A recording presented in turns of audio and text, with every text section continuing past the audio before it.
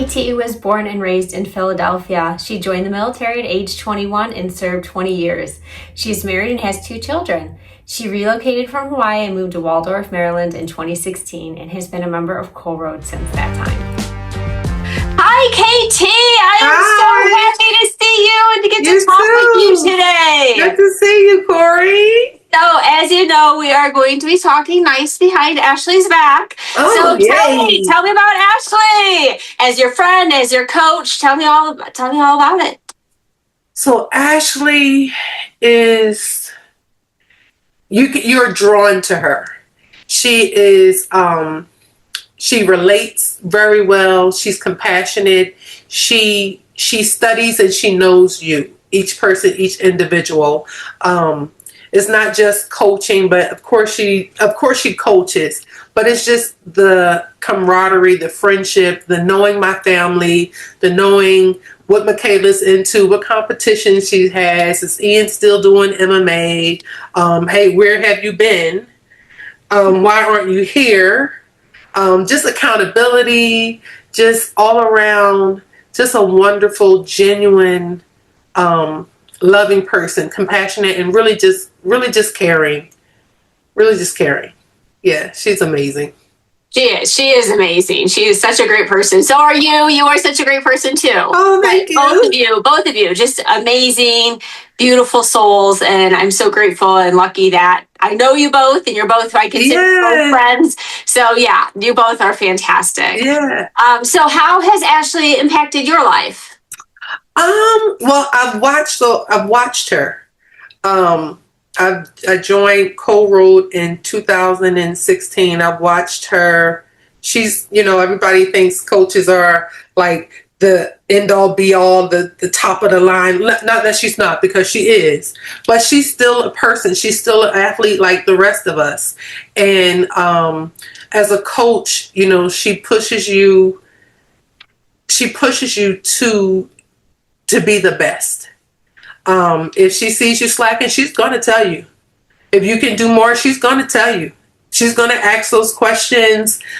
She cares. So she cares about you being your best self. So as a coach, I'm very inspiring, very encouraging, just very supportive, listening, and also, just giving wise counsel as far as fitness. So yeah, she's a great coach. I love her. Those things, yeah, those are so important in having, not only maybe like as a mentor that you look up to as an athlete, but also like as a coach. And to possess all of that is just, she gives you something to look up to. You want to emulate her. Yeah.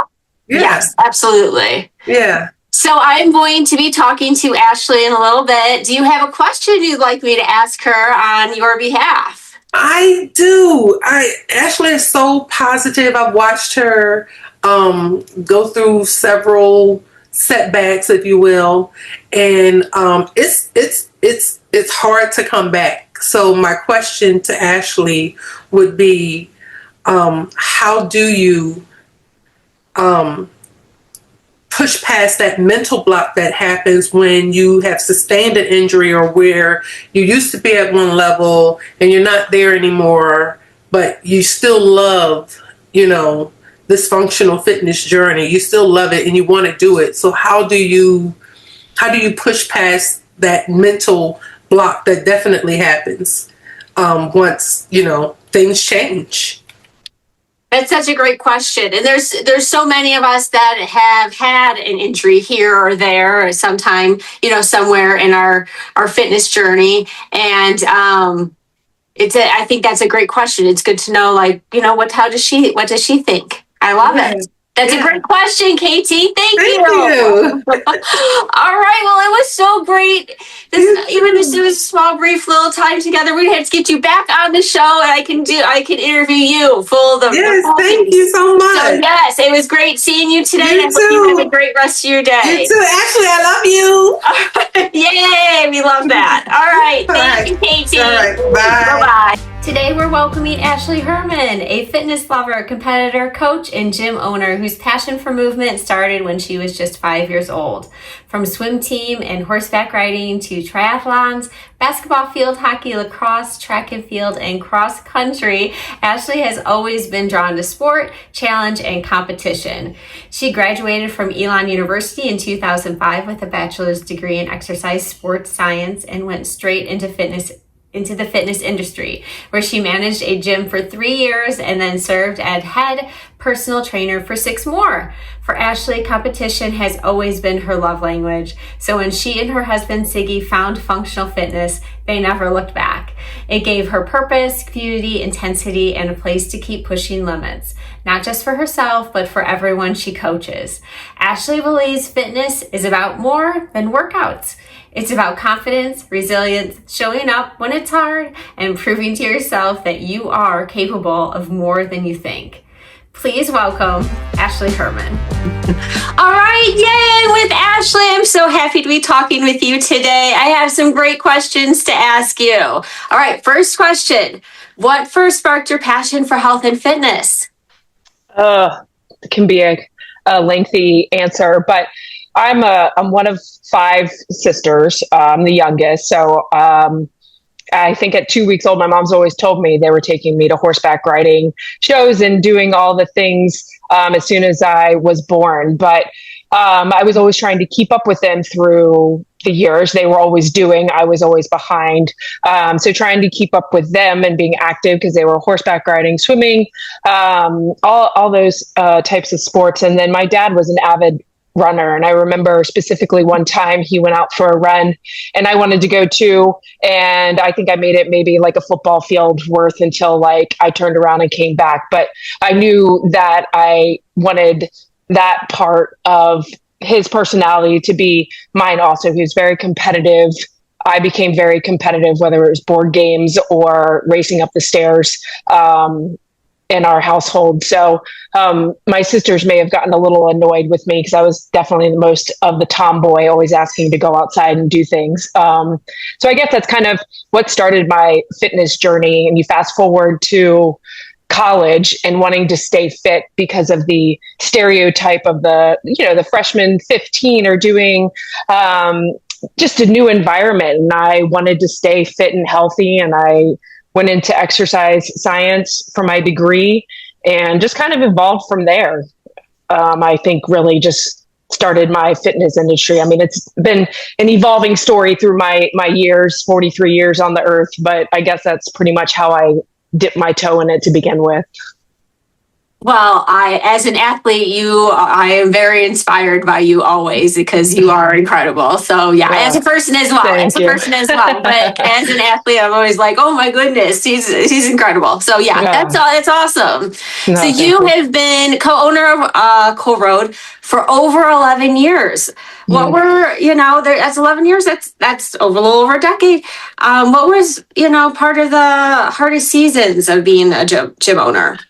I'd say the hardest season would probably be the elephant in the room. It would be COVID, when we were forcefully shut down with that and learning how to navigate our business in a world that nobody really knew what was ahead of us. And as a health and fitness advocate, that's not something you just put on the back burner. I mean, it's something that you always need to work on, evolve in, and that's what keeps you healthy. So when they shut us down, figuring out how we can bring our community together was at first a challenge, but such as this, Zoom, we lent out our equipment and we tried our best to keep everybody involved, whether it was online, social game nights, or we would have morning classes and afternoon classes.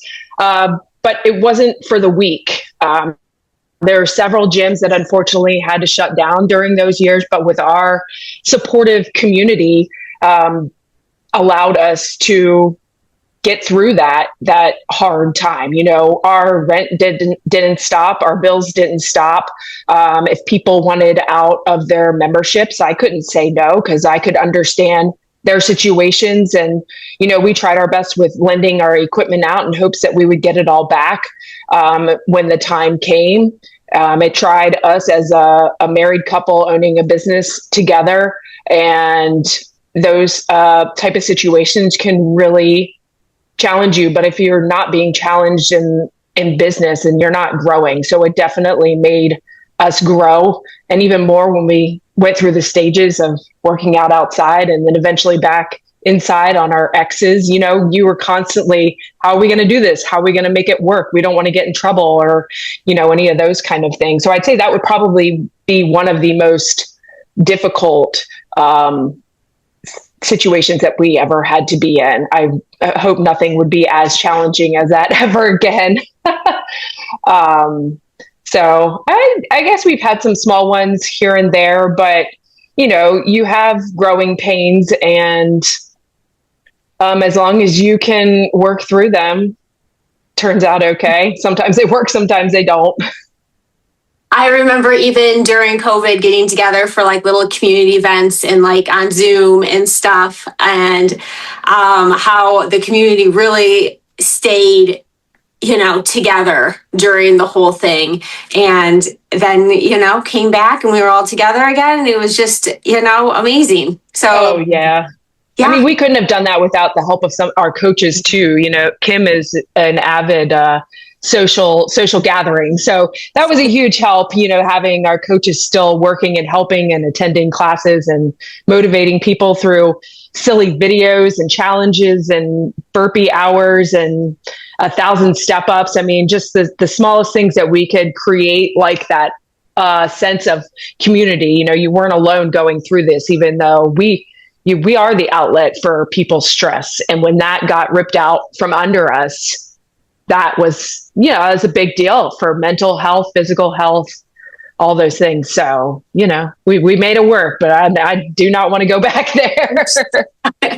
Nope. Yeah, that's the plan. So you have touched so many lives being a personal trainer and a coach through the years. What is something that coaching has taught you about people?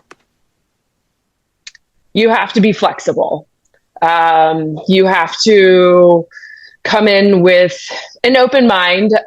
You have to be able to think on your feet, because you're dealing with as young as we have at just 12 to as old as you want to be to come to our facility, and you have every ability in between.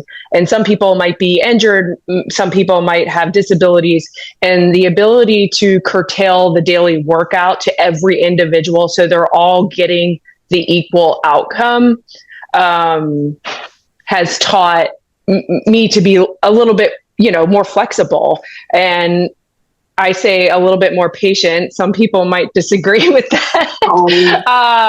But you learn how to push people when they need to be pushed, or you learn they are really having like a bad day. So, I'm not going to push that. And you learn that about people when they think they can't do it, and they are capable of doing, and just learning that fine line. You can push somebody out the door and they'll never return, or you can give somebody confidence and being like, wow, I didn't think I could do that step up or that box jump. And, you had the faith in me, and that made them have the faith to be able to do it.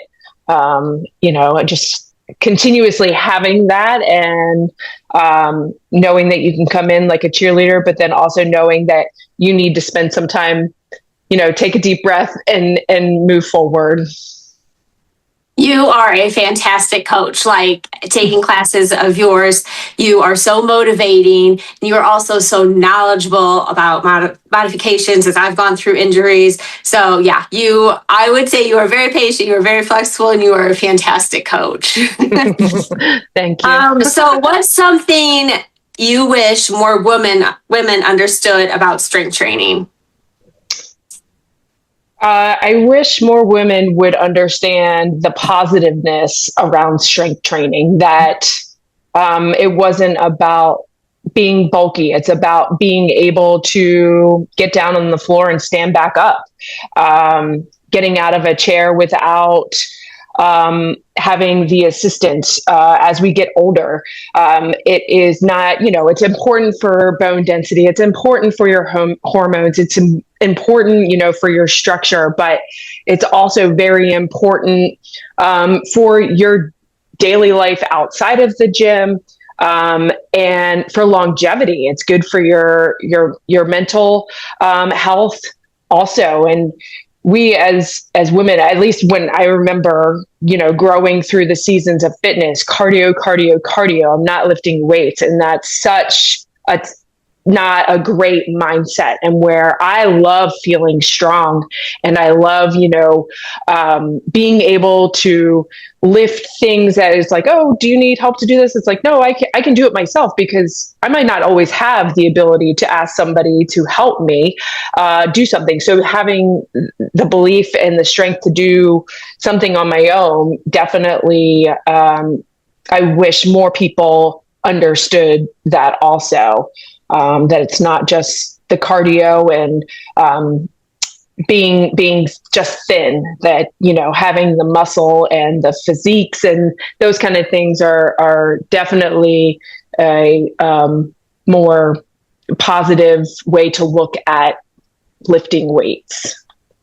Yes. Oh, you said that so beautifully. Yep, absolutely. Strength training is so important in your just overall health. Yeah, absolutely. So, as you know, I talked to KT earlier today, and she has had all kinds of nice things to say about you.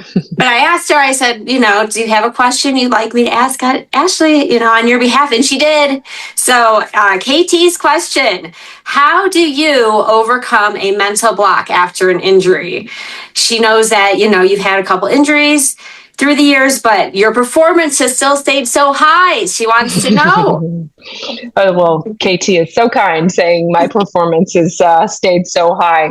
I wish I could, I like that she's breathing that belief into me. It's been a struggle for the past couple years, because I had injured my hip back in 2020, falling off a simple paddle board, and it progressively got worse. I ended up having surgery on that, and that was probably has been some of like the toughest years of my athletic, fitness career, because fitness is what I do. It's all I know.